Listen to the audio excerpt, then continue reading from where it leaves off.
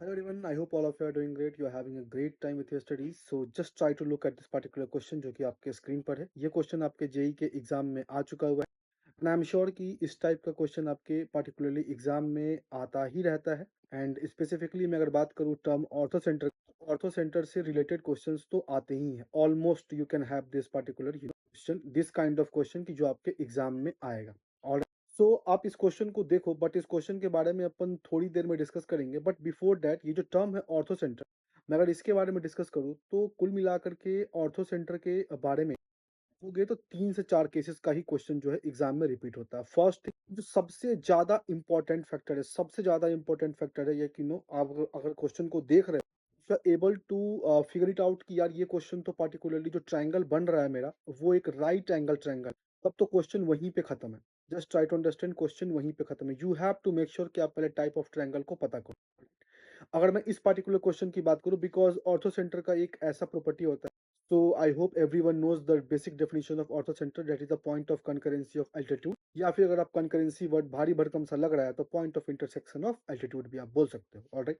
तो अब ये जो ऑर्थो सेंटर है, इस ऑर्थो सेंटर के लिए आप सबसे पहले 3 पॉइंट को ध्यान में रखो. फर्स्ट पॉइंट ये कि ऑर्थो सेंटर ट्रायंगल के अंदर भी लाई करता है, ट्रायंगल के बाहर भी लाई करता है, और ऑन द पेरिफेरी मतलब ट्रायंगल पे भी लाई करता है, depending upon type of triangle. Acute angle triangle है तो अंदर लाई करेगा, ऑब्ट्यूज के लिए बाहर लाई करेगा, और राइट एंगल ट्रायंगल जो सबसे ज्यादा इंपॉर्टेंट है, दैट इज कि जहां पे 90 डिग्री का एंगल बन रहा होगा वहीं पे पार्टिकुलरली ऑर्थो सेंटर आपका लाई करेगा. ऑलराइट. एक खूबसूरत सा कंसेप्ट. अभी तो मैं ऑर्थो सेंटर के बारे में ही डिस्कस कर रहा हूँ, but will have similar kind of video also. अब अगर मैं क्वेश्चन पे आऊं तो इस क्वेश्चन को आप ध्यान से देखो. तो इस क्वेश्चन में आप नोटिस करोगे कि जो आपके पास 3 लाइन का इक्वेशन लिखा हुआ, मैंने उसको अंडरलाइन भी करके रखा हुआ. 3 लाइन के इक्वेशन में 2 लाइन जो है आपस में परपेंडिकुलर है. द रीजन बीइंग कि दोनों के स्लोप का प्रोडक्ट क्या है, -1 है. आई एम श्योर कि यू नो कैसे निकालते हैं अपन किसी भी जनरल अगर लाइन का इक्वेशन लिखा हुआ है तो उसका slope that is the minus coefficient of x upon coefficient of y से. अब सेकंड वाले जो मेरे पास 3 लाइन का इक्वेशन दिया हुआ है, उससे जो ट्रायंगल बनना है, उस पर्टिकुलर लाइंस को आप अगर ध्यान से देखोगे तो एक लिखा हुआ है x is equal to zero. x is equal to zero मतलब y एक्सिस हो गया आपका, and particularly y is equal to zero मतलब क्या हो गया, x एक्सिस हो गया. तो जो दोनों का पॉइंट ऑफ इंटरसेक्शन होगा that will be the origin. और वहां पर 90 डिग्री भी बन रहा है, दैट मीन्स कि वो भी एक पार्टिकुलरली क्या होगा, ऑर्थो सेंटर होगा सेकंड वाले ट्रायंगल के लिए.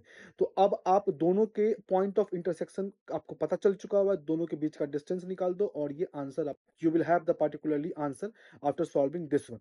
So it was pretty straightforward and you can solve this kind of question. So make sure कि आप पहले ट्रायंगल को पहचानो कि ट्रायंगल कौन सा है, एंड अकॉर्डिंगली आप इस पर्टिकुलर टाइप के क्वेश्चन को इजीली सॉल्व कर सकते हो. Thank you so much. Have a great time ahead. Keep learning. Stay tuned.